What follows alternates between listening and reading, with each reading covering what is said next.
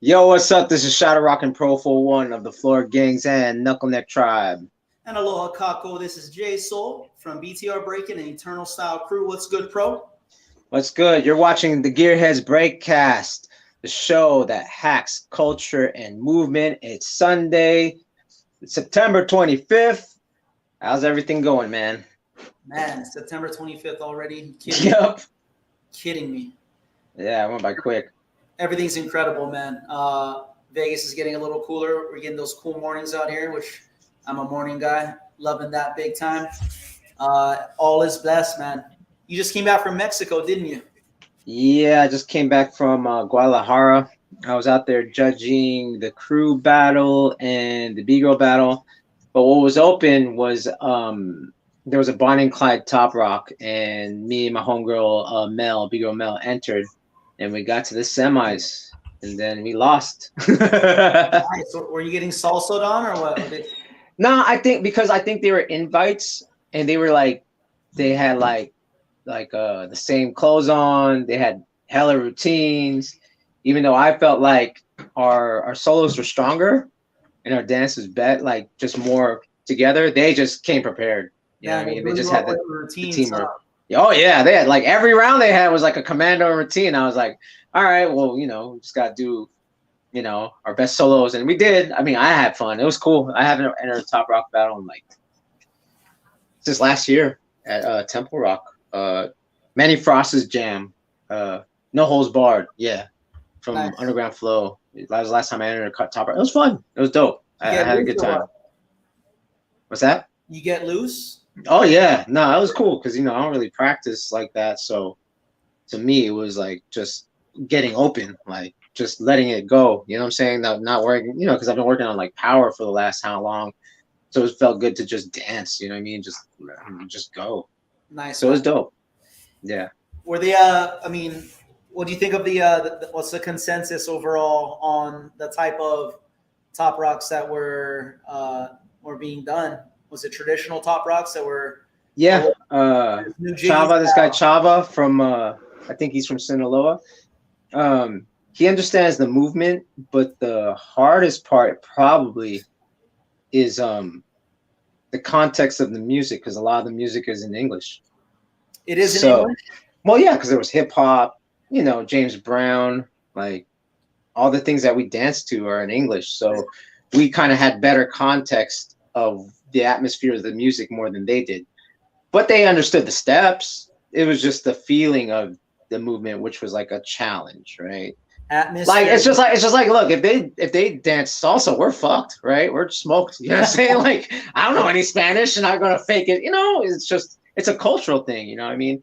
And that's one thing that I've talked about before. It's we do in the Olympics, there's an advantage that the US has, but the problem is, and it's good that we're talking about this episode, because the problem is even the US top tier don't even understand the history of what our culture is. And if they understood that context, they have an edge. You know what I'm saying? Cool, man. Yo, that's awesome. I mean, traveling to a different country, even though they're our neighbors, right? Mexico, it always gives a new energy, huh? And it's dope that you had music that you were familiar with. That's one of the things when you travel overseas is you're never sure kind of what the DJ's background is and what that's going to be like. But when that James Brown hits, man, you already know it's all good. Nah, they even played Cypress Hill, and I went off on some gangbanging type character shit.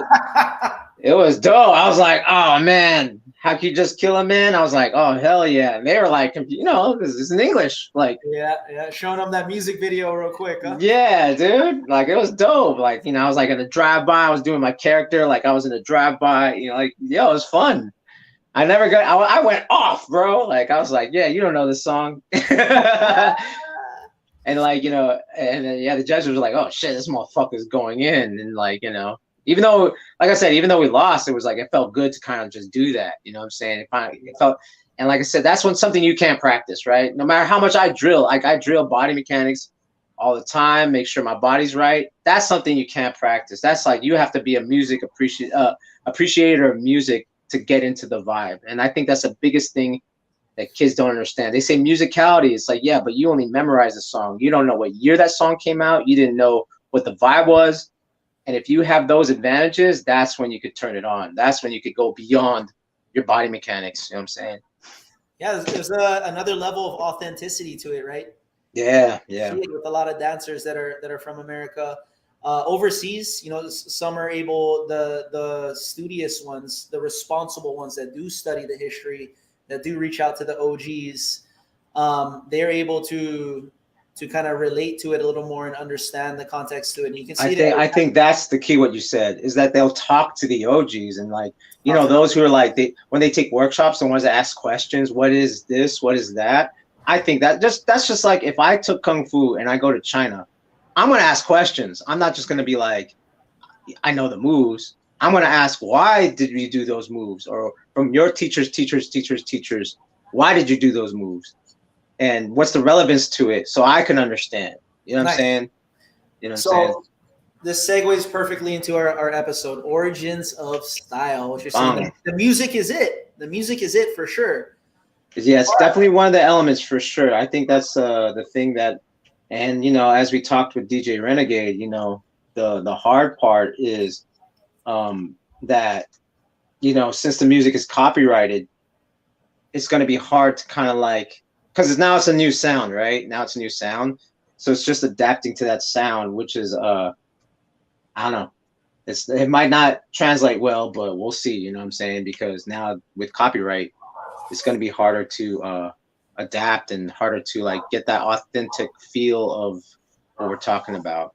Yeah, the dance in the battle competition context for sure, but we could always just post every day on Instagram, right? Yeah, that's true too. I mean, you know, if you guys follow me already, you guys already know, like, my whole thing right now is like using original samples versus like the hip hop song. Like, this is, you know, this is the Turtles, and De La Soul sampled it. That's why it sounds familiar, but you don't know it. So like, that's my whole thing. And instead of using, and it's gonna decrease the views for sure, because how many people know about the Turtles, or like Steele's Crosby and Steele Crosby and Nash Steele and Crosby, like, or are you doing it for the views, Pro? No, I'm doing it for education. I know. I just wanted you to say that. That's why I'm doing it. If that was like, I would have post Meg Thee Stallion and Cardi B and Drake a long time ago. I would have just done that if I wanted the views. But yeah, you always check me when I talk to you. You always check me on my my irresponsibility. I should say there's a lot of irresponsibility going on with people not kind of checking their history. Learning music is the great or a great place to start with that. Yeah. Dude, I think that's the main thing. If you become a music lover, an appreciator, an enthusiast, and then you start researching the dances that happened back then when that song was out, oh man, it gives you a great context to a cross step. A cross step isn't just a cross step anymore. It transforms into a different move. And that's what most, like, dude, house music, if you watch that that interview I did with Buddha Stretch, you know, he talked about, like, there's no such thing as house dancing. We did the same dances we did at the Latin Quarters, then we did it at the Fun House, but the difference was the music was different. So that's what changed it to be like, that's why there's this similar hip hop movement, but because of the house being a 4/4, it changed their bounce to a different thing, which they called the jack. So in house dancing, they call it the jack, but it's the same bounce as hip hop. It's just a different timing. And they're using the same moves. So it's like, you know, and people go, that's why it's like, house dancing, we don't house dance, we club dance. I was like, ew, shit, okay. Bro, how come I can't house dance, bro? I've been trying. It's hard. Because you don't have that foundation, fool. Well, I got Breaking Foundation, and you're telling me it's similar. Surely it's no. It's more the hip hop dance stuff, the actual stand-up stuff. The stand-up stuff. Yeah. Well, you can actually bounce with your cross step if you learn how to, but you have to learn how to jack first. You have to feel that jack and then cross. So someone who's very good at this is Why Not. Why Not is excellent at this, right? Like, and that's what I'm saying. What you know a good dancer is that when they do a dance, it looks like they're doing it, and you ask them, how do you lock? They're like, I don't know how to lock. I'm just faking it. That's how you know it's a good dancer, because they're faking it, but it still looks legit. Well, you bring up Why Not. He can apply cross step or any of the foundational top rock steps that we all know and that we all do, and he can do it to a different sound and a different feel and a different music that not everybody could pull off, and he pulls it off very well. So he maintains that identity, right? Because he studied music, though. Do you know what I mean? That's his main thing. He plays saxophone. He knows how to make beats. He knows that if I sample this to create a beat from this jazz record, the way I chop it up has to be in context to the beat I made. So right there is already a different mind than just let me cross step. That right there is already a different mind. Let me just win the battle. That right there, it's like, yo, I'm already in depth. You know what I'm saying? Like, I'm in depth of creating music. So that puts me at an advantage over anyone. And I think that's the main thing. If, like I said, man, only if the top competitors now understood that, they're winning. They're winning already. But think about if they had that under their belt. They're going to be like running over people.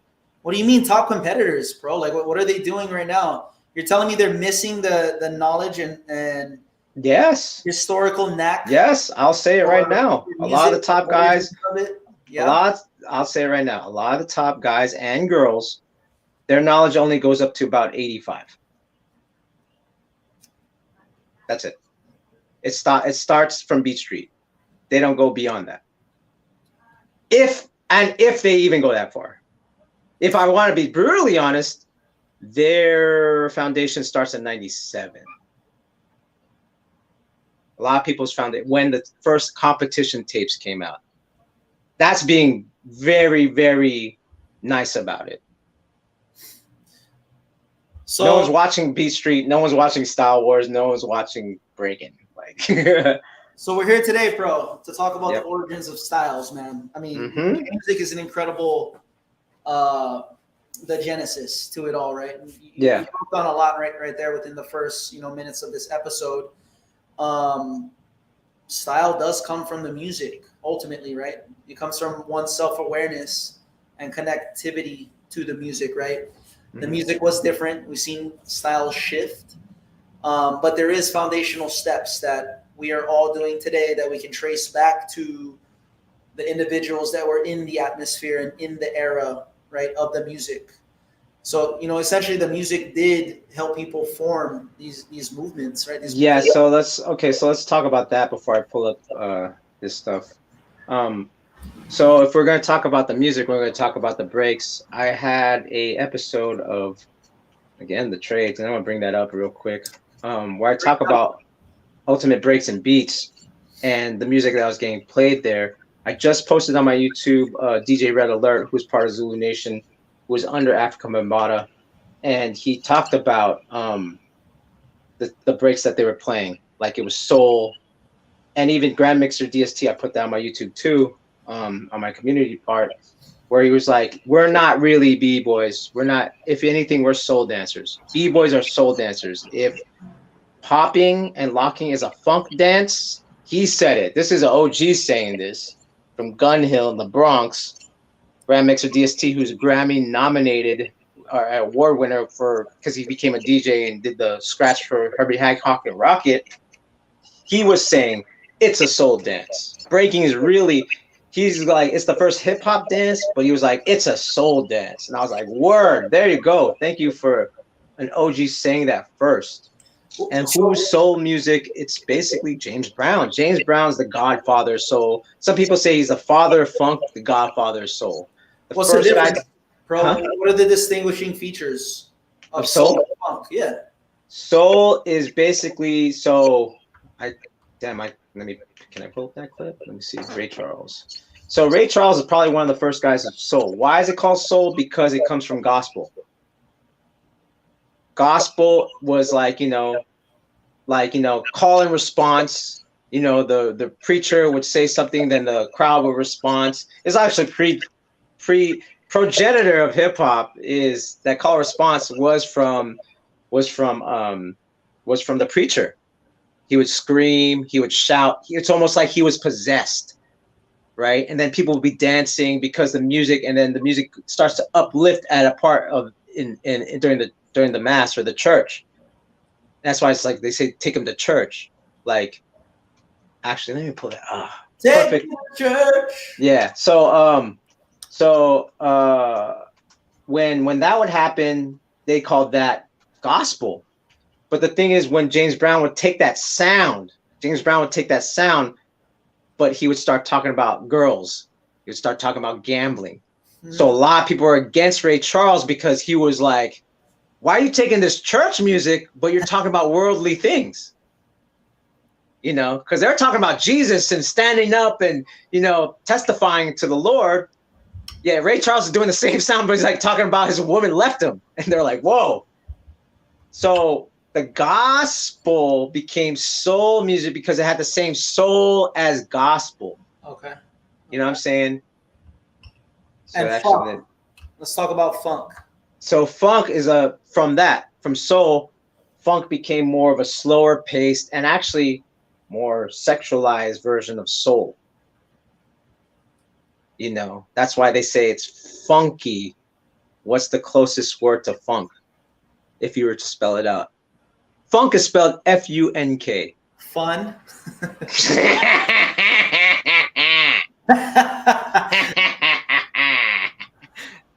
Nice one, Jay. Fun. Come on. You know what's the other word? That's 4 letters, starts with an F and has U and ends with a K. Yeah. Okay. So it became more sexualized. That's why it's that dirty, stinking funk. Right? You're being funky. It's hinting on sexuality.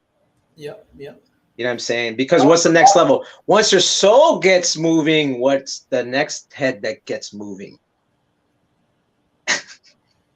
That's why the unfunkiest people are sexually repressed. So this is James Brown and the Blues Brothers movie. And this is what they call testifying. And get an amen. That's when they're standing up. That's the soul. Yo, we're gonna get For sure. at the sound. Yeah. So okay. It's just we can watch it though. We can watch him going off. Look at all this. No, we'll still get the top copyright. Actually, we discovered we'll still get the copyright. Okay, word. Okay. But so this is like, yeah, this is basically where you know, this is where you testify, right? And this is where, like, in the movie, like, you know, the bunch of white boys are like, I can feel the spirit, right? Spirit, soul. That's what soul music is. And from that soul music, there's always a breakdown, right? That, because this part where you testify is the hypest part of the song. You know what I mean? Yeah. And that's the break. Because then it builds up. So let's go. Let's keep watching that. Let's put up the volume. Fuck it. We're copyrighted already. Fuck it. Funk it. You just swear, bro. Funk it. So watch the build up. Right. So they're working up to the break, right? So it's like building up. So now they're starting to, like, so now he's feeling it. And this is what the break is about. Right? Shaka Khan. So now it's like he gets the spirit. Yeah, actually show the spirit.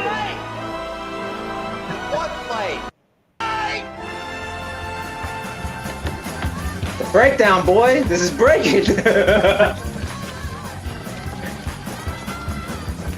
Yeah. Happen, right? Oh, Yeah. happen. Oh, let's go.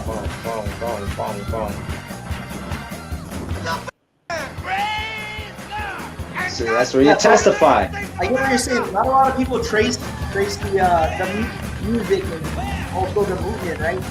Yeah. This is the go off. This is what you call it, and this is in church. Look at James Brown going off. So this is like gospel, right? So this is the whole thing. So this is what they do, you know, in church. This is a norm. I mean, this is exaggerated, right? Like, because it's a movie, but like rhythm, rhythm. I'm captivated right now. Yeah. So this is like what they tried to like emulate in the jams when it's the breakdown. They're spinning like. So okay, let me stop that real quick. So that's what I'm saying. They were spinning. This is the truly essence of breaking. That what we saw. It built up. Now all of a sudden it's like this explosion of movement because they're feeling the music so much. But not just more than the music. It was because the preacher. But that's what the MC did. This is what Coca Rock did at the Cool Herc parties because Herc was too busy being a selector and understanding that. So Coca Rock is like saying a rhyme. And then there's call and response. Yeah, Rockin' kind of keeps that characteristic about it, right? The build up until when they hit the actual. Yeah, it's because of the breakdown, right? Because the breakdown that when you break, that's when you go off, and that's when you burn, and that's when you might hit a flip, you might hit a sweep. It's an anticipation, and like I said, if we said like Jeffro goes to church, that's what I imagine.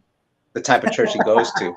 He's out of church. We're not talking Catholicism. We're talking Baptist church, right? This is because that was a Baptist church. That's not like Roman Catholic Catholicism, right? Like there's no one doing that. It's fucking pretty sad if you go to a Catholic church and everyone's just sitting down. This is more interactive. To each his own, bro. Yeah, but this is the Southern Baptist style of church, right? Which James Brown is influenced from. He watched it as a kid. Ray Charles played at these churches too. He learned how to play there. So this is what I'm saying. And then he just took. So Ray Charles is the father of soul. Then James Brown is the god. Like he just took that. He just took that same energy. And then from what James Brown had, then you had funk, which is low. They took out everything else and was like, let's just make it nothing but sexual. Yeah. Well, he had moves. He had the movement component to it, right? Like if you look at Parliament Funkadelic, if you look at their music, they're talking about, there's like heavy drug use.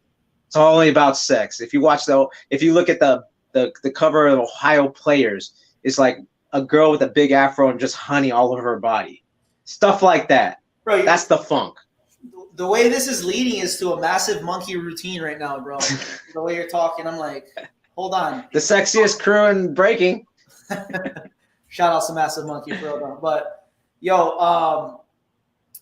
breaking. Now let's get into breaking. The origins of style. Yes, it comes from that. When was it lost? When did we lose like that soul? Electro. When the electro came in? Okay, so 100. Bust the tree out. Okay. Let's get the tree to guide us because this is a very thick topic, right? Yeah. That could go anywhere, really, right? With the names. The collectives that we have put on this list right here. Yeah, so basically Korean Rock put this out, but it's Wiggles' list. He had on MrWiggles.com, he had this list and this timeline of people, and it goes longer than this, you know what I'm saying? But we're just looking at the first page, and Junk from Korean Rock reposted it. So he talked about Zulu Kings was the first in Breakin to do a one-shot headspin was Wayne. And then Chair Freeze, Rob from Zulu Kings, CC Long, footwork or six-step or clockwork footwork, Shorty Rock, Crazy Commanders. I heard it was Mongo Rock, but I might be wrong. But Mongo's on the list. Four-step, Spy, Swipes, Spy. So Spy being the man with 1,000 moves. So now when we're looking at CC Long or the Crazy Commanders, now we're talking about the Latin B-boys. Now we're talking about the Puerto Ricans. Right? Okay. Spy was Puerto Rican. Track 2, Puerto Rican. Not sure if Boss, if he was Puerto Rican or not. Track 2, Puerto Rican. JoJo, Puerto Rican. Mongo, Puerto Rican. Crazy Legs, Puerto Rican. Track 2. So Ken Swift, like we're looking at all these. Everyone else is Puerto Rican. Like Beaver's not here. Beaver with the helicopter sweeps, reverse helicopter sweeps. Zulu Kings. So there's a lot missing, but this, like I said, today's going to be very generic, but more than anyone else online has a podcast, that's for sure. You know what I'm saying? Yeah, I mean, the terminology is the most fascinating thing to me. And, Yeah, this is an incredible document. How they're classifying all these moves and in terms of style, right? Like the genesis of styles. This is all the foundational stuff that we see today. Everything was 100. Yeah. built off of this right here, right? Yep. And what you're telling me is there's a lot of Latin influence. And when I'm looking at the exact moves that's attributed to a Latin creator, it seems very segmented as far as the footwork. Yep. And what we know about the Latin culture is they have the salsa influence, right? They have the music is very segmented as well. So it makes sense. Yeah. So yes, because the early, when we had Charlie Rock on, Charlie Rock, Fuji, Dancing Doug, Trixie, Sasa, these guys would do what they called burns, right? Different from rocking from Brooklyn burns. They talked about girls did burns to guys. That was like the first circles. It was guys and girls, but they were dancing with each other. Real quick, can you pull up the tree so we can just see the relation of everything right now? Yeah, as we're talking about these guys. And while you're pulling it up, tell us, what's your sources to all this information that you're about to bestow upon us? Basically with there's a group called gotta give a shout out to Norrin Rad, Pluto Gunage. They're all from New York. They really study like the history because they want to dig deeper. Who are those? And they would, Who are those guys? B-boys that not popular B-boys, but just historians. They want to learn what was deeper than what was presented to them, which was like everyone stops at Beat Street, everyone stops at Wild Style. So there's a few people that want to do more research than the average B-boy would, and these guys were the guys that did it. And I was, I'm fortunately cool with them. Then I had even K1 from Brooklyn try to do his research and help me out. And then even talking to Wiggles, then talking to Track 2, I would talk to him, talk about these things, talk to Abby from TBB. Sick. So, we would have these discussions, and there's a YouTube channel called Michael Wayne TV, who's like this documentarian that just covers the Bronx, just only anything from the Bronx, right? From politicians to whatever, to hip hop. He's from the Bronx. So that's why I first saw Charlie Rock was on YouTube through Michael Wayne TV. And they would ask these questions to Mike G, Charlie Rock. He has an interview with Sasa. He has an interview with Trixie. If you go on my YouTube, you could see those interviews. And they talk about the first moves. They talk about the first jams before it became park jams, and before they went to the they were in the hall parties first in 1520 Cedric with Cindy Campbell, who was basically Cole Herc's sister, who said, "Hey Herc, throw a party for me," and that became the first official hip hop party.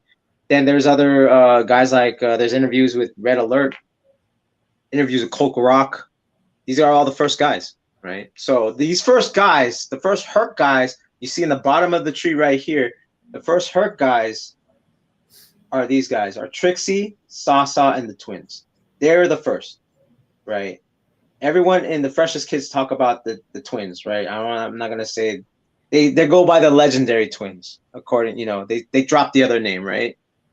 The N-word name, the N-word twins, right? Now they're the legendary twins. So they were the first, same as before the twins was Sasa. Okay. He was the first original A1 B-boy was B-boy Sasa. Then it was Trixie. Then it was the twins. Then guys like Dancing Doug would go there. So then on the other side, Bronx River, you had the Bambaataa and the Zulu Kings that used to be the Black Spades. Okay, hold on real quick. The A1 box at the very bottom, Trixie, Sasa, the twins, Dancing Doug. Tell me a little bit about their style. Their style was mostly like just clowning around. Clowning character, a lot of character. A lot of character. A lot of not technical. Like kind of like would throw something on the floor and like do a burn, hand to the face, and maybe go down into like piss on your leg like a dog, act like a dog. So not very developed on the floor work. Exactly. No. Okay. They might have done a James Brown split at the most. Okay. Maybe a spin down, maybe, but it was more sporadic. It was more you would say that was more feeling to the music more than anything else. right? And again, Why Not is the first to capture that essence again and bring it back 30 years later. It was really Why Not. You know what I'm saying? Sick, man. So then you have this branch, right? You have this branch that goes out. So right here in the Bronx River, guys, that's where you got the Zulu Kings, right? That's where you get Mike G from Chuck City that became a Zulu King, a Shaka Zulu, Charlie Rock, Little Keith. Then you got Beaver. Now Beaver is the one that Wiggles looked up to. This is like where it's like, oh shit, you know what I mean? These are the guys that are starting to define moves a little bit more, like the what they call around the world or Zulu spins, right? But they're around the world really. Like more Russian steps, more of the sporadic. The footwork is starting to form more. They're doing sweeps or helicopter sweeps. Mm-hmm. If you watch that interview, Mike G was like, Mike G and Charlie Rock were saying we were doing sweeps, but Beaver was doing reverse sweeps, and they would copy Beaver, even though that Beaver was 5 years younger than them. He was like the baby Zulu, but he was like advanced. That's where he was like, he was technical versus like these guys. Beaver was more technical. And the rumor is Beaver showed a lot of the Puerto Rican kids how to break. Okay. Yeah. So then we're going to go into your track 2. We saw on the list, right? We saw track 2, Crazy Commanders and TBB. Yep. Right? Oh, shit. What the heck's going on? Yes. Whoops. Let's expand it. That's for the next episode. We need expansion upon that, but that's a great place to start where you're going right now. Yeah. So you're telling me where we're at right now in the first 2 tiers, soul music is prevalent? Oh, yeah. Yeah? They grew 100. Up to it. It's almost like pop, right? In that era, soul is pop. No. It's certain songs. They're the B-sides. So that's what hip-hop was about, taking a B-side record and flipping it into something new and taking the break and extending it. So these weren't popular songs. These were only for the kids. Because there was the upscale clubs, and again, I just saw, I just reposted my YouTube. Red Alert talked about this. He talked about like they would use hip hop as a derogatory term. Get that hippity hop out of here. We're grown for that shit. You guys are little kids. You guys are like street sweepers. You're like hopping like rabbits.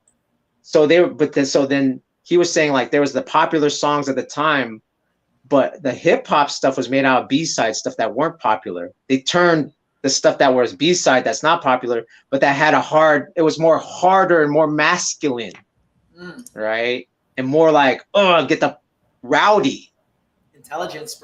So, wow. So let's hold on. We're talking about style right now real quick. How important is that concept right there? Taking what's not popular, but something that's existing right now, and having that intelligence to be aware of like, okay, so, not everyone's doing this type of movement. Not everyone's listening to this, but how can I maximize it? Right? How can I think it's because it was anti-establishment. Hip hop is anti-establishment. Hip hop is revolutionary. It's basically huh? Well, I feel it's important to talk about this before we get into it. Like right now we're in an era where we're followers of followers. So we're not even like, educated and exactly aware of the source of things, right? Mm-hmm. It's all second, third hand at this point. So this tree right here, tracing it back, what you're talking about, what they did in hip hop and taking the B side, the less popular side, the less trendy, where everyone's not quite looking, and they found a way to make it dope, right? Right. That's a very important concept when developing your style, when developing your discipline, your practice. Anyway, as you were. No, yeah, I was just saying, like, they're taking B-side stuff, like, and then they were covering the records, so no one knew the record too. All the DJs were covering like, oh, don't show that this is Apache by Incredible Bongo Band. Like the DJ would tape up the record labels, and so you wouldn't know. You wouldn't know it was Nautilus by Bon James. Yeah, you didn't know these things. You had to like maybe guess, or if you had it at home already. That's the thing. They took the thing is like they took a lot of what their parents was listening to, but the B-side stuff, and the more rare and different it sounded, people were like, "What's that?" And then they would go off like, "What's?" Because in the radio they're playing like some R&B shit. They're playing disco. Sounds like you're talking hustle about shit. Sounds like you're talking about breaking in all the way up into the 90s right there, right? You wouldn't Yep. see a move, you wouldn't hear a track, you wouldn't see a move, and you'd be like, what's that? Yeah. Right? Yeah, you go off. And I think that element in breaking, yeah, it's not really around like that anymore. It wasn't like you would go off. It was just more like, oh, what's the guy that's the move? Okay, let me create from that. You know what I'm saying? Like that's what like they're watching YouTube. So that's their foundation right now. At this point, we're already like 15 years into YouTube. That's the foundation. That's just what it is. You know what I mean? If you're 25, it's definitely that's your foundation. You don't know anything else. Because at 2000, if you're 25, 2004 is almost 20 years ago. You were 5 years old. So by the time you got into breaking, that's already it's 2004. 5 years later, that's already 2011. That's your foundation. Everyone that's a champion right now is from that. They don't even know what DVDs are at this point. You know what I mean? Crazy, man. Yeah. That's just the truth. So a lot of the stuff that they're seeing, if we trace back from YouTube and we go to DVDs, then we go back to VHS, right? That's the foundation for a lot of people your age is the VHS, right? People my age, it's freaking PBS and Star Wars. You know what I mean? It's actually seeing Beat Street at the movie theater, like the poster at the movie theater, breaking at the movie theater. That's where I first got exposed. Because I'm not from New York. I'm from the West Coast. So, but that's my first really experience is even my cousins in 1983. Mm-hmm. But they were watching Star Wars. You know what I mean? Or maybe someone from the Navy that was from the New York or East Coast was stationed in the West Coast and then showing people. That's another thing that was a possibility. Because that's what happened vice versa. So Wiggles' brother learned how to pop because he went to the West Coast. Because they were B-boys. And then he brought it back. The Lockers went to the East Coast and taught them. Lockers from, Don Campbell Lock and them went from the West Coast, went to the East Coast and taught some of the B-boys out there. My influence was secondhand of your influence. Like you could have been my older cousin. And my older cousin, he seen breaking from Breakin Hawaii, right? It was televised in 84. Yeah, 80. Yeah, I seen Linsky just reposted that. So yeah. Oh, dope. And he showed me what breaking was. He did a reverse sweep, coffee grinder, whatever you want to call it, and called it a flare, and that blew my mind. I'm over here living in the dirt roads and the bushes of Puna, out on the Big Island, and we're jumping off trees, we're doing we're maximizing the environment, and I seen him do that. I'm like, wow, there's like more to what you can do without anything. And boom, that was love at first sight right there. But he's seen it from the Hawaii B-boys, right, in the 80s. Right. And they I'm pretty sure you did a thing with Skilroy. I got to watch it again. It was a good interview. Everyone check that one out, by the way, ProfoWon Skilroy. Is that on the trades? Yep. Interview with Skilroy. Yep. I know a lot of you have heard the name. If you haven't, look him up and know about Skilroy. I'm pretty sure he said he's seen it in the theater as well. Yep. He said he saw Jackson 5 lock on TV in 1979. That's how old he is. Man. I'm not gonna be as old as. So he started with that. I was like, "Damn, you watched that shit?" Oh. I saw that on YouTube. You actually watched that shit on TV? You're old. Yeah, man. The imagination and creativity you need, right, to fall in love with something and develop a discipline of something off just viewing it maybe once a week. You know what I mean? Not having a resource to be like, oh, I need something to hold my hand and guide me through this. Right. Yeah, crazy. So where are we at on the list right now? So, I mean, let's go to the junk list. Let's go to that one. Basically, when we're talking about those moves, right, and we're talking about now we're starting to talk about late 70s, early 80s, right? When we go down, JoJo, one of the founding members of Rocksteady. Now we're going to the third innovation of the backspin, which was the stab to the backspin is what Legs created. Because I'm pretty sure everyone that did the backspin prior to that was the fan sitting on your butt, kicking your leg fan. Legs was the first to kind of like a baby freeze or stab into or pilot freeze into the backspin, which turned into the windmill. Dope. Track 2, the first version of 90s. So track 2 was a gymnast. He did a pirouette handstand. The original 90 was invented by Ken Swift, not because it was a pirouette handstand. It was because he went from his wrist to a windmill. Do you understand? Okay, so let me ask you, Jay, why do we use the term 1990? Do you know why? Because it was futuristic, wasn't it? Yep. It was futuristic. Yeah. I was trying to put my mind when I first attempted it in the 90s. But I remember you or somebody saying that. Yeah. It was the future. Sense.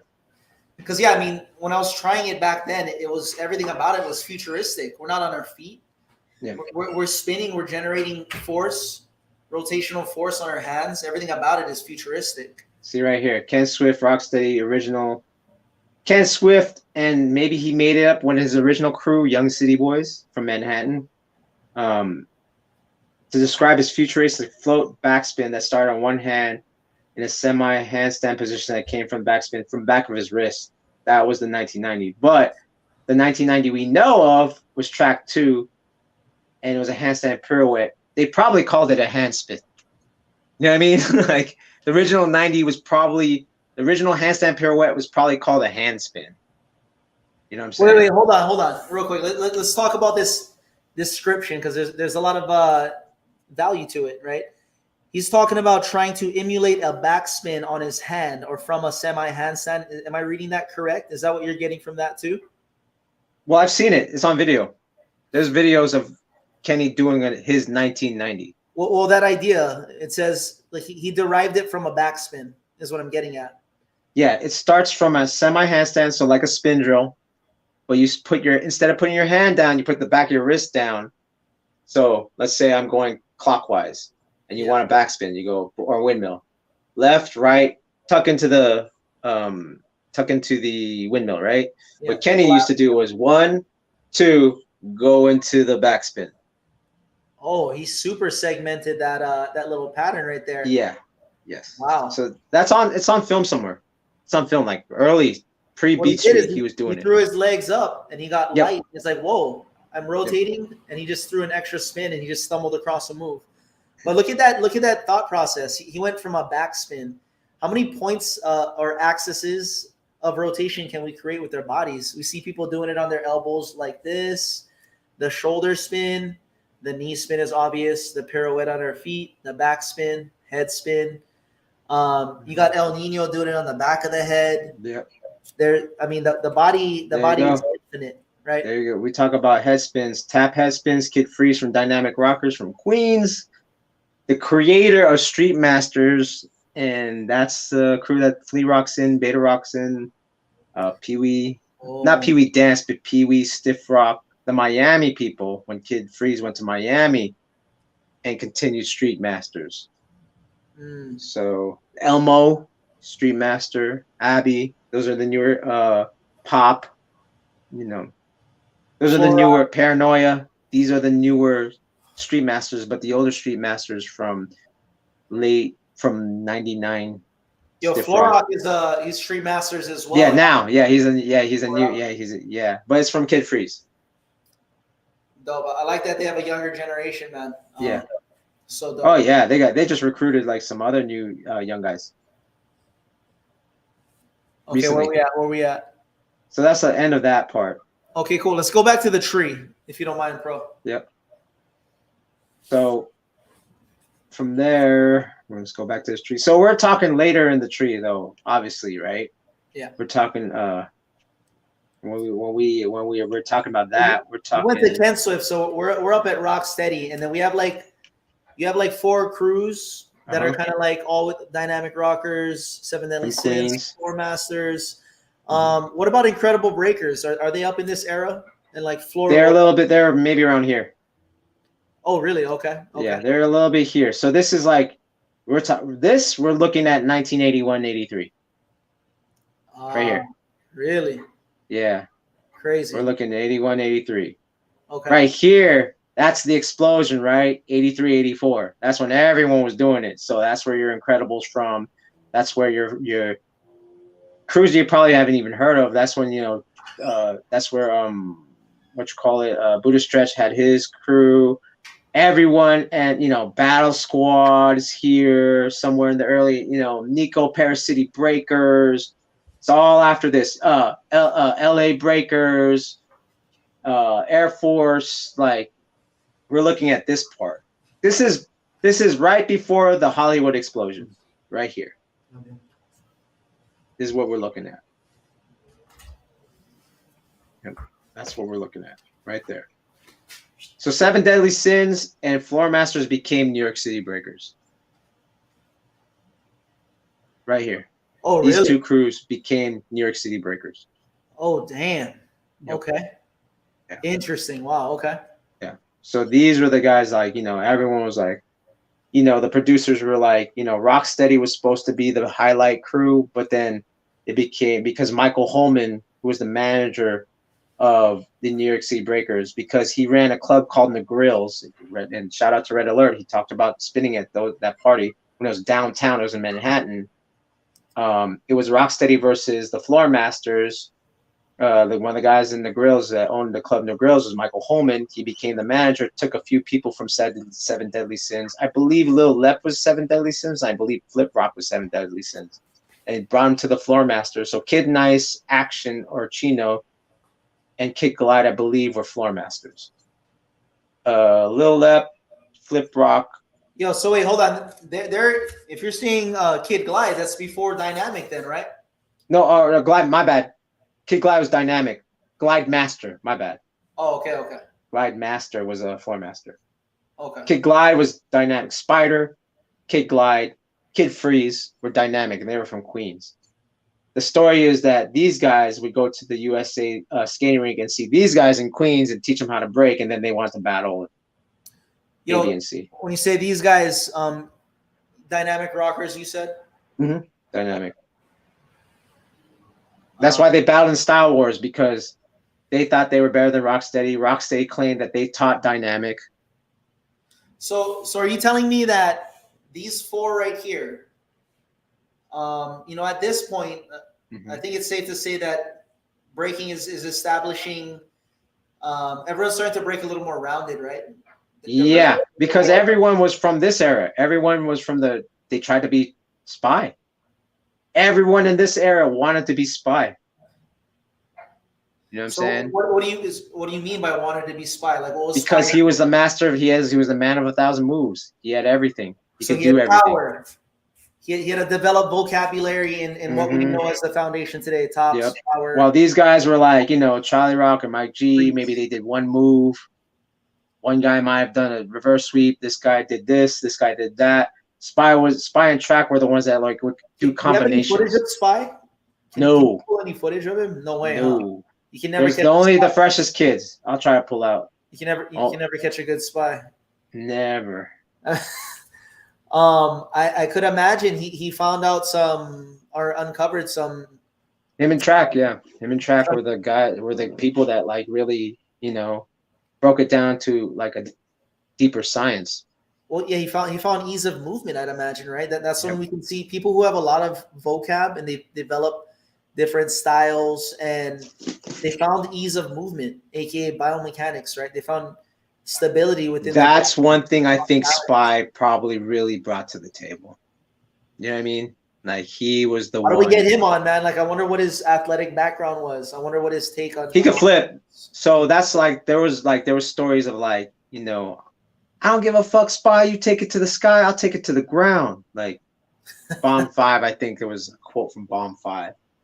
We'll talk about that. Like, but Track was a gymnast too. Track was the first to add a flare in footwork. He would do a Kirk Thomas, kind of a circle. He talked about doing a circle, like a straight leg or a virgin flare in breaking. He was the first. So these were the guys that started adding gymnastics with spy and track. You know what I mean? Began again more technical, and then you have the music, more electro. So that top dance, more and more didn't matter. More and more, it was like, who cares about that? You know, let's get the science on. You know what I mean? Let's get this athletics on. Because like I said, by that time when Charlie Rock saw these guys, he was like, that's not breaking. Crazy. By the time he went to the grills, he was like, that ain't breaking. That's not, what is that?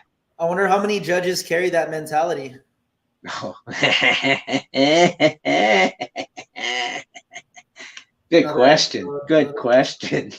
I mean, we talked about, you know, we even talked about it with Renegade, and he was like, when Style Elements came and brought that futuristic stuff, people were like, is that even breaking?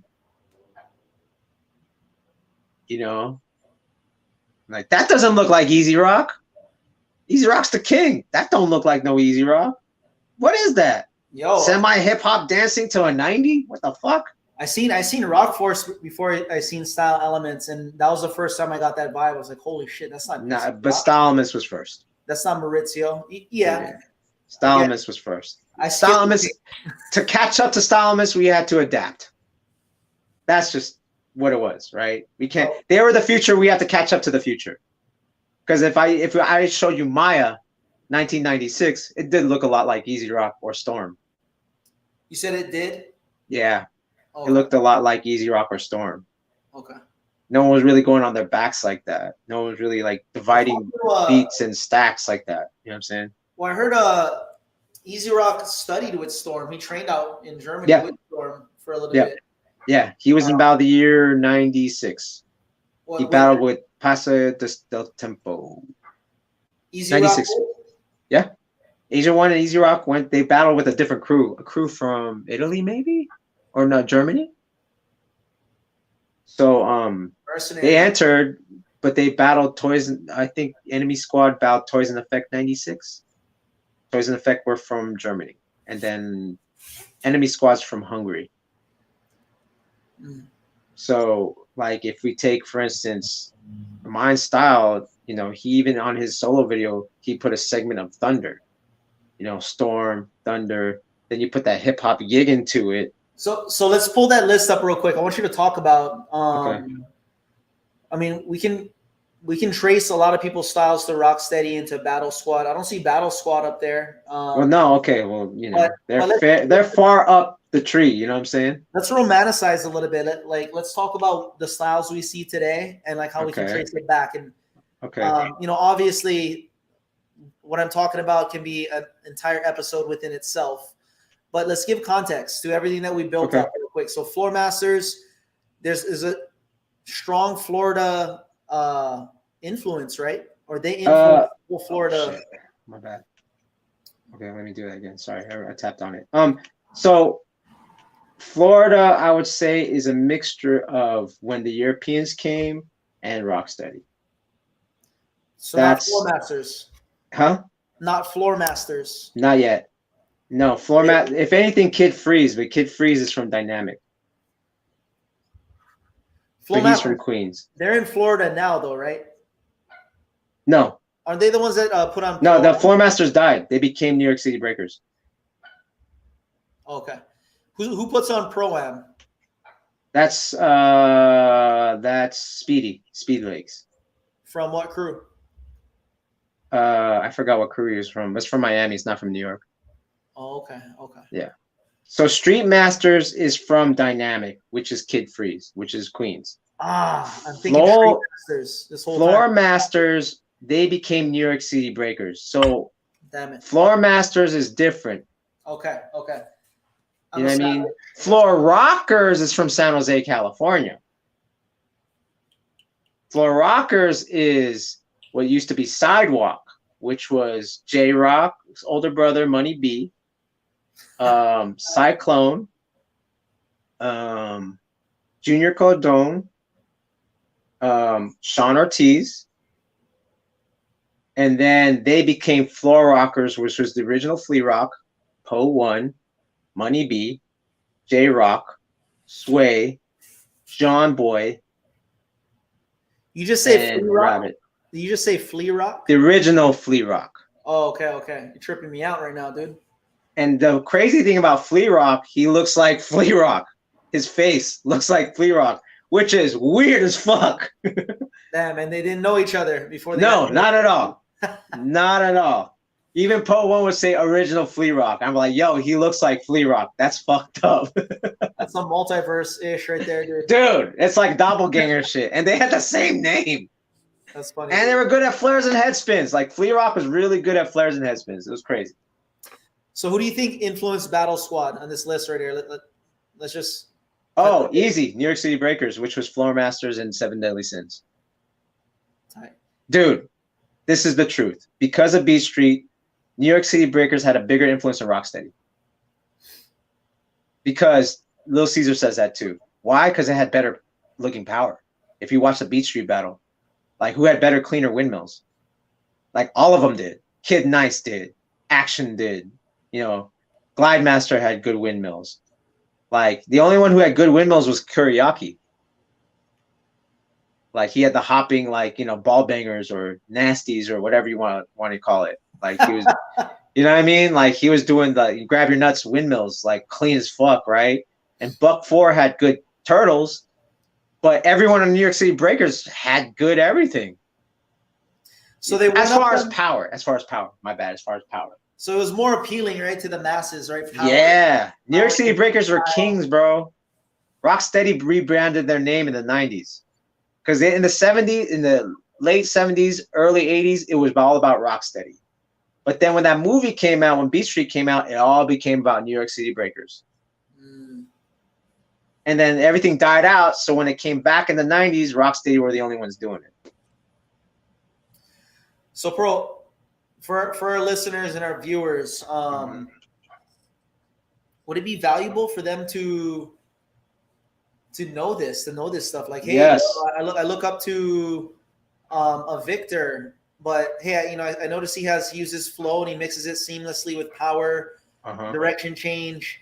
Yep. Man, like somebody told me I should look up Storm if I like that, but hold on, it doesn't stop at Storm; it goes further back. Yeah. That's you want to break Victor down real quick and maybe kind of get into reverse engineer. Yeah, reverse engineer, and let's see if we can create some sort of we can generate some good.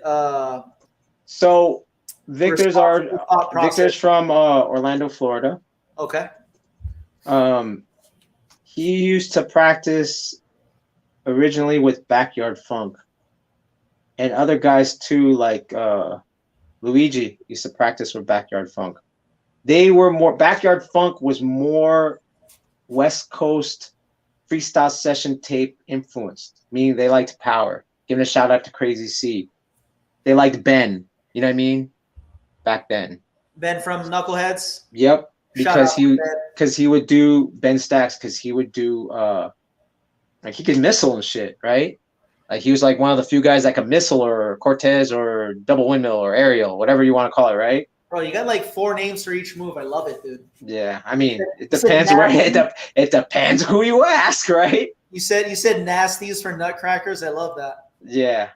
I didn't even know what you were talking about, but yeah, when you said those 2 names, I'm like, oh wow, I can imagine exactly now. That's hilarious. Dude, it's like this. You know, you guys called windmills shoulder rolls, right? Or egg rolls, right? Yeah, like we call some people call that out here flare. Some people called gyro swipes. But up rock to Skittles, okay? Then you can shoulder roll into impose. Oh shit! Damn, that's some pigeon to the max. Patented as on plate lunch, bro. 2 scoops rice, max salad, flavored meat. See, that's some pigeon to the max, man. Pigeon to the max. So I'm gonna pull up this is the first premiere of Victor, 2011. So he made it to the finals. He actually, in Chicago. And look at his early style. Is this Red Bull? Yep. See the big arms. Everybody started to adopt that. He didn't originate the big arms, but the irresponsible arms, I call it, that Victor popularized. You can watch everybody. Everybody noticed the irresponsible arms that's going on in our scene today. That came from Victor popularizing it. So, okay, so here's the thing. So Victor got discovered by Mex 1. At Outbreak, there was a power move battle. And like kind of like Mex would do this every time he would host an event. He'd be like, all right, you have to do these combos. You have to do as many combos without doing a move. Like, let's say you do windmill, headspin, flare. You can only do one of each move to transition to the other one. And Victor in the circle, and this is 2010, was able to do 7 combinations without doing more than one move each. That's a dope concept, right? Yeah, so Mex came up with that, and everyone was like, this Victor came out and was like, who the fuck is this kid? Because he came out and did that. It was just like, what the hell? I was there at 2010. Yeah. And he was the kid in the Cypher. He was relentless, just doing combos. Yes. I'm like, who's this little kid right here, dude? That was Victor. So from there, because he was from Backyard Funk, and Backyard Funk wasn't really a crew that liked even Foundation. You know what I mean? They weren't necessarily that. So when Mex, brought in Victor, Mex is like, he was like Polsky, man. He had tapes and tapes and tapes of footage. You know who else? And kind of coached them and was like, all right, if you want to do these big battles, you got to learn proper top rock. You got to learn proper footwork. So if it wasn't for Mex, there was no way Victor, and this is like a year after that Outbreak, dude. Think about that. It's only a year after, and he's already in the finals of a Red Bull. Damn, that's great context for this whole, because this happened quick, man.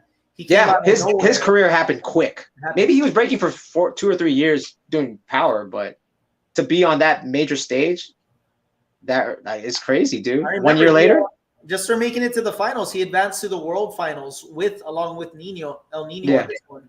Yeah. And the next year, we seen him at Battle of the Year in Montpellier, France. Yeah. This is 2000. Yeah, this is 2011. You know what I'm saying?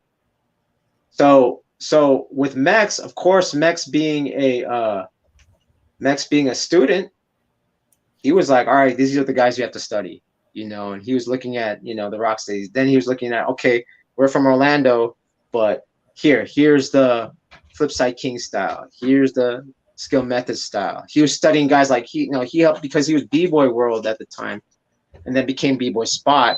He had access to people online who had videos, just like Korean rock. Think about Mex had all the stuff that Korean rock goes, and here, Vic, study this. Look at these guys who win. Look at, you know what I mean? Like, that's what Mex was to Victor. You know what I'm saying? He was a mentor. He bred a champion. You know what I'm saying? Like Mex just, you know what I mean? He just understood breaking, even though I'd argue with him a lot. But he understood like more than most, for sure. Oh, for sure. People underestimated him, but dude, he understood Frosty Freeze style. He understood Kenny's style. He understood Track 2. He understood Icy Ice. He understood New York City Breakers. I would make fun of him. I was like, that's all as far as your history goes? 84? I was like, why? Was there more? I was like, yeah, there's more. You know what I mean? But so hold on. Victor's a product of that though, which is crazy because you have this amazing athletic ability, and then you have Mex's mind kind of go study these guys. You know what I'm saying? So you're telling me if Victor wanted to advance, all he'd have to do is study past or before 84. Dude, bro. That might open up a little bit of musicality, a little bit of like. Yeah, dude. Oh, man. I'm telling you. If he really understood this music, if he really understood what Why Not, let's say he had the stuff that Why Not had, dude, that's next level. That's next level right there. That's next level. Think about that. If he had the same context and information and wisdom as Why Not, with his athletic ability, come on. somebody get Why Not on a coaching staff, bro. Somebody. You know what I'm saying? Like, you know what I mean? Like, this is what I'm talking about, bro. And like, but the thing is, not a lot of people value it. Not, someone from overseas tasting that's smarter with less pride. Honestly, bro, more all styles people hire Why Not than B-boys. That's just real. That's real. That's real. Dude, I've seen Why Not judge more all-style events recently than breaking events. That's just the truth of it. I mean, he comes from an older dance, in all the dances and styles that he's judging, he comes from the original. Bro, he was doing this in 98.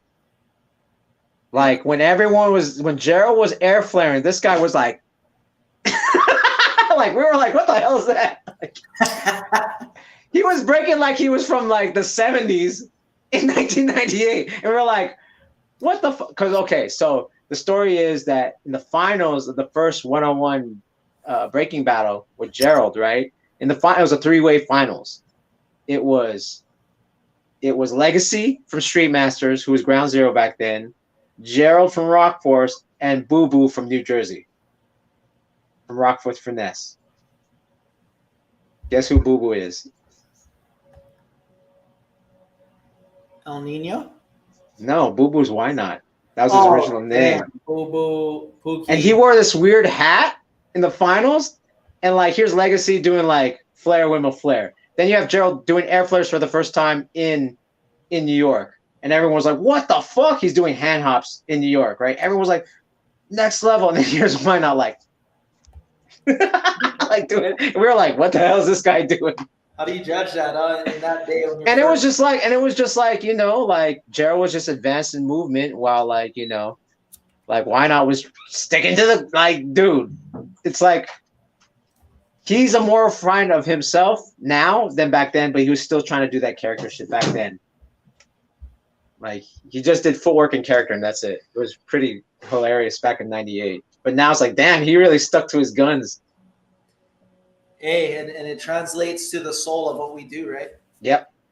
So yeah, man. Of all the foundations, top rocking and footworking can be segmented, right? Yeah, man. And with that, we have more. There's more positions and space. I mean, he outlasted everyone. You know what I mean? Like he outlasted everyone, and now his style is the predominant. Like it made a big so much of a big mark. Now that musicality is a thing. Like I said, like the first guys was like, you know, Abstract and K-Mel and Machine and Remind, but he defined it. Like now you have to have that shit. You know what I'm saying? Like that's because of Why Not? You know what I'm saying? Damn, it's good that it segued naturally into Why Not, what we're doing right now in terms of origins of style. Yep. Dope, man. Yo, so yeah, I mean, we can build way past what we just did. Right. I would love to hear what our listeners and viewers have to say about what we brought up so far. If you guys would like for us to build further into more of the more popular people that we know, right? Yeah, this is an awesome start to the anthropology of breaking, the origins of style. 100. Yeah, and any extra thoughts or ideas or recaps, I guess, on that you'd like to leave the listeners with, Pro? If you guys want to hear more, okay, let me pull this up real quick. Check out my YouTube page because I have a lot of information there on my community. On my I post daily on there now. So do we still have a sponsor or no? Yeah, we do. Just let me show this and then we'll go to the sponsor. No, sponsor now. right here. This is the sponsor. My channel is a sponsor. So okay. Yes, the trades. Yeah, so check this out. So right here, I got my community channel, and right here I posted a tutorial from 10 years ago. Here's obviously the Gearhdz thing. Yo, did you make that thumbnail 10 years ago? That's a nice ass thumbnail. No, this thumbnail's new. Or this thumbnail is 10 years ago. Yeah, that's Vinsanity. Obviously we're on live now. Matt Hoppa, this is a Red Alerts interview. He has a lot of dope information there. This is where KRS-One talks about what's the consciousness of hip hop. I made that edit. Oh, bro, I love the KRS-One lectures, bro. I'm on And that big then, here's a lot of other YouTube stuff, Gearhead stuff. So right here, I have that's Sasa, interview with Sasa, one of the first B-boys. And then not too Yo, far did is you do that Trixie. interview? Did you do that Trixie. interview? Trixie's one of the first B-boys too. Stop interrupting me. Did So you do those interviews personally? no, I just shared Oh, them. okay, nice, Yeah, bro. I shared them because there's a lot of information that I think is really dope that, again, if people if people really like want to know about the history, to give context to their dance and give them more depth and even get to a different headspace to create, I think it's good to have this type of stuff. So yeah, before we wrap it up, now we're gonna go with what you were talking about. We're gonna go and do some housekeeping.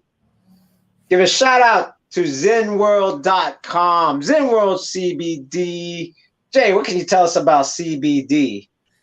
It's an acronym. Okay. I wish I knew the scientific term for it. It's neat. I do see in every corner. I do see that there are shops that carry CBD products. I see it in the gas station. I see it in your hand. Yeah. I feel like it's a legitimate movement, right? And almost evolution in human health and wellness, CBD, right? I hear my cousin talking about it, my uncle. CBD is a non-psychoactive derivative of the cannabis plant, not to be confused with marijuana. What Profo is holding here is the nano drops, which is an ingestible, highly concentrated tincture that he has there that he can put in his tea. He could do it straight on his tongue like that. You can do it before training, after training, during training, under training, over training, like so. Mm-hmm. Yep. I personally love the roll-on. Yep. I love it. Yep. Yeah, it's pretty good. Like massage. Yep. And yeah, like I use it almost on a daily for everything that I do. Same. I do push my body to the limits, whether I'm training or not. And yeah, I really enjoy my CBD products. It is a part of my cabinet, a mainstay in my cabinet. Did I miss anything? No, that's it. Mr. And then here's the thing. If you go to zenworld.com right now and you put on the promo code Gearhdz, you get 15% off. Now, that's a great deal. 15% off for rest, recovery, and regeneration.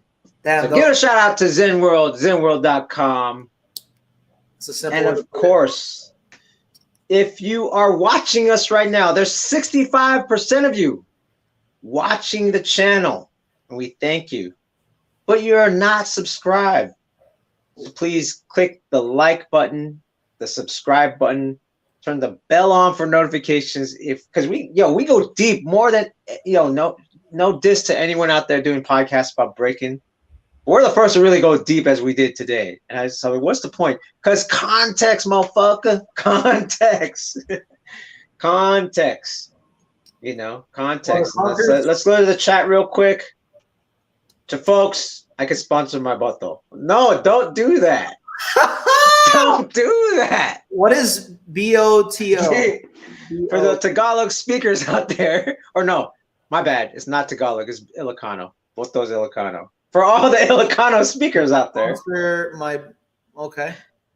Yeah. Well, for free? Okay. Yeah. And then Marcus gives a shout out, ProfoWon, Jasoul, shout out, salute. He said, crumping and sea walking.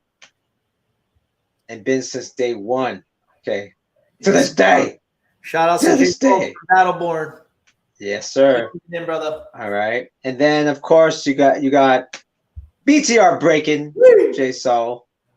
Talk about BTR Breakin real quick before we sign out. BTR Breakin, we use science. We use science here to help people develop a lifestyle of movement. That's what breaking is. It is a certified, legitimate lifestyle, which is one of the hardest things we can do as humans, is to be able to move and move in a very fulfilling and effective way. um, throughout the lifespan, and that's what this is right here. BTR Oh, Breakin. Yep. hell We yeah. have a training system that breaks everything down from the basics of human biomechanics or human movement, and we conveniently translate it into the foundations of breaking. And with that, you are able to attain a mastery of the foundations of breaking with the goal of being infinite in your movement, aka freestyle. There you go. Boom. There you go. And of course, yo, you can follow me on my YouTube channel. Check out the trades. I'm on every week. I haven't been on because I've been traveling, but just tune in, subscribe to the ProfoWon channel, and I'll let you guys know. I think I'll be doing one Tuesday, but follow the channel. And you can follow me at Instagram at PROFO_FLGZ. And of course, Jay, you can find Jay at High State Rocker, that's high like Hawaii, abbreviation for Hawaii, not the high that you get from the non CBD side of that product. And also on BTR Breakin without AG, break on the break, Breakin, BTR Breakin, BTR Breakin. and this has been episode 18, Origins of Styles, Urgent. Origins of Styles, Urgent. breaking breaking Anthropology, and we're gonna have a lot more. You can follow us on IG at Gearhdz Breakcast. This has been the Gearhdz Breakcast with your host ProfoWon and Jasoul, and I want to say peace and see you guys later. Aloha kako, kakayaka. She.